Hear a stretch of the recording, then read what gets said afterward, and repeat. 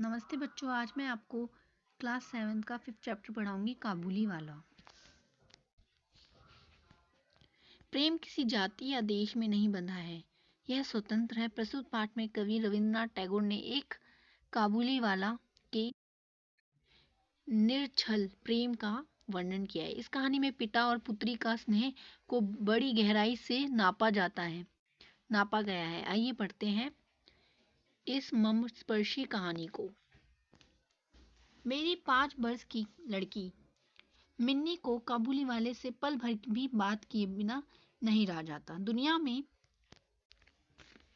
में आने के बाद भाषा सीखने में उसे सिर्फ 1 ही वर्ष लगा। उसके बाद से जितने देर सो नहीं पाती, उस समय का एक पल भी वह चुप्पी नहीं होती। उसकी माता बहुधा डांट फटकार कर उसकी चलती हुई जबान बंद कर देती। इसमें कहा गया है कि कवि रविंद्रनाथ टैगोर की बेटी हैं 5 वर्ष की, उनका नाम है मिन्नी। काबुली वाले से जो चने बेचते हैं, अंगूर वगैरह बेचते हैं, काबुली वाला, उनके पास पल भर भी बात किए बिना वो रह नहीं पाती थी। दुनिया में आने के बाद उन्होंने 1 साल में ही क्या सीख लिया था? भाषा सीख ली थी। उसके बाद जितने देर से सो नहीं पाती, जितने देर वो सोती नहीं थी, वो बात ही करती रहती थी, बोलती रहती थी, चुप नहीं रहती थी, बातूनी थी। उसकी माता अगर उसे डांट देती और फटकार देती तो उसकी चलती हुई जुबान बंद हो जाती थी। लेकिन मुझसे ऐसा नहीं होता था। किससे ऐसा नहीं होता था? उनके पिता से, रविंद्रनाथ टैगोर से। मिन्नी का मौन मुझे ऐसा अस्वाभाविक सा प्रतीत होता था कि मुझसे वह अधिक देर तक नहीं सहा जाता था, और यही कारण है कि मेरे साथ उसके भावों का आदान प्रदान कुछ अधिक उत्साह के साथ होता रहा है। सवेरे मैंने अपने उपन्यास के 17वें अध्याय में हाथ लगाया ही था कि इतने में मिन्नी ने आकर कहना आरंभ कर दिया, बाबूजी, रामदयाल दरबान काक को कौवा कहता है। वह कुछ जानता नहीं है बाबूजी। विश्व की भाषाओं की विभिन्नता के विषय में मेरे कुछ बताने से पहले ही उसने दूसरा प्रश्न छेड़ दिया। बाबूजी बोला, कहता था आकाश में हाथी सूंड से पानी फेंकता है, इसी से वर्षा होती है। अच्छा बाबूजी, बोला झूठ बोलता है ना? खाली बकबक किया करता है, दिन रात बकता रहता है। मेरा घर सड़क के किनारे पर था। अचानक मिन्नी अपने अटकन चटकन को छोड़कर खिड़की के पास दौड़ी गई और जोर जोर से चिल्लाने लगी, काबुली वाले, ओ काबुली वाले। मेले कुचेले ढीले कपड़े पहने, सिर पर कुल्ला रखे, उस पर साफा बांधे, कंधे पर सूखे फलों की झोली लटकाए, हाथ में चमन के अंगूर की कुछ पिटारियां लिए, एक लंबा सा तगड़ा सा काबुली वाला मन चाल से सड़क पर जा रहा था। उसे देखकर मेरी छोटी सी बेटी के हृदय में कैसे भाव उदय हुए, यह बताना असंभव है। उसने जोर से पुकारना शुरू किया, किंतु मिन्नी के चिल्लाने पर ज्यों ही काबुली वाले ने हंसते हुए उसकी और मुंह फेरा और घर की ओर बढ़ने लगा, तो ही मिन्नी भय खाकर, भय मतलब डर कर, भीतर भाग गई। फिर पता ही नहीं लगा कि कहाँ छिप गई। उसके छोटे से मन में यह अंधविश्वास बैठ गया था कि उस मैली कुचैली झोली के अंदर ढूंढने पर उस पर जैसी और भी जीती जागती बच्चियां निकल सकती हैं। मिन्नी के अंदर भय हो गया था उत्पन्न कि वो जो मैली सी वो होती है, मैली कुचैली जो झोली है, उसके अंदर वो जैसी ही छोटी छोटी बच्चियां हैं। मैंने मिन्नी के मन से व्यर्थ का भय दूर करने के अभिप्राय से उसे भीतर से बुलवा लिया।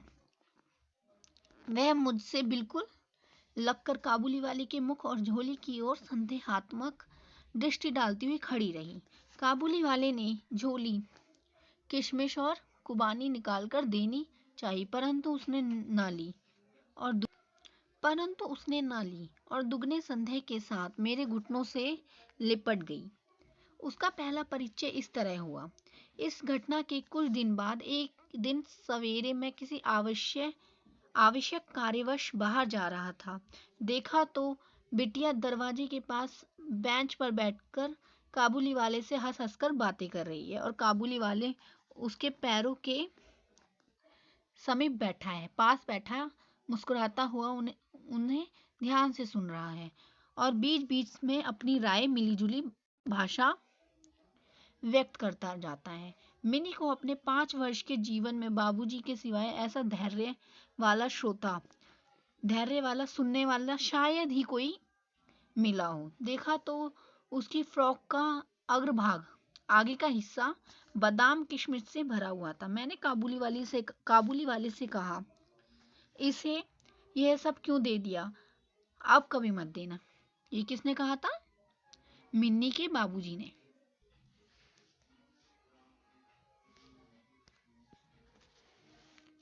यह कहकर कुर्ते की जेब में से एक अठन्नी निकालकर उसे दी। उसने बिना किसी हिचक के अठन्नी लेकर अपनी झोली में रख ली। कुछ देर बाद घर लौटकर देखता हूँ कि उस अठन्नी ने बड़ा उपद्रव खड़ा कर दिया। मिन्नी की माँ एक सफेद चमकीला गोलाकार पदार्थ हाथ में लिए एक दांत फटकार कर मिन्नी से पूछ रही थी, तूने यह अठन्नी पाई कहाँ से, बता। मिन्नी ने कहा, काबुली वाले ने दी है। काबुली वाले से तूने अठन्नी ली कैसे, बता। मिन्नी ने रोने का उपक्रम करते हुए कहा, मैंने मांगी नहीं थी, उसने आपने आप ही दे दी। मैंने जाकर मिन्नी की उस अकस्मात मुसीबत से रक्षा की और उसे बाहर ले आया। मालूम हुआ कि काबुली वाले के साथ मिन्नी की यह दूसरी ही भेंट थी। सो कोई विशेष बात नहीं। इस दौरान वह रोज आता रहा और पिस्ता बादाम की रिश्वत दे देकर मिन्नी के छोटे से हृदय पर अधिकार कर लिया था। देखा कि इस नई मित्रता में बंधी हुई बातें और हंसी ही प्रचलित है। जैसे मेरी बिटिया रहमत को देखते ही हंसते हुए पूछती, काबुली वाले, ओ काबुली वाले, तुम्हारी झोली के भीतर क्या है? तो ये रहमत था, ये काबुली वाला था।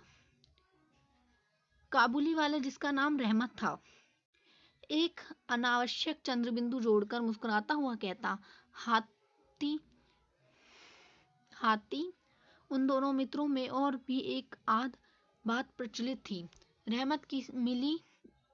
रहमत मिन्नी से कहता, तुम ससुराल कभी नहीं जाना? अच्छा। इस बात का उत्तर दिए बिना चुप रहना उसके स्वभाव से के बिल्कुल विरुद्ध था। उल्टे वह रहमत से ही पूछती, तुम ससुराल कब जाओगे? आगे का चैप्टर बच्चों मैं आपको पार्ट 2 में पढ़ाऊंगी। Thank you.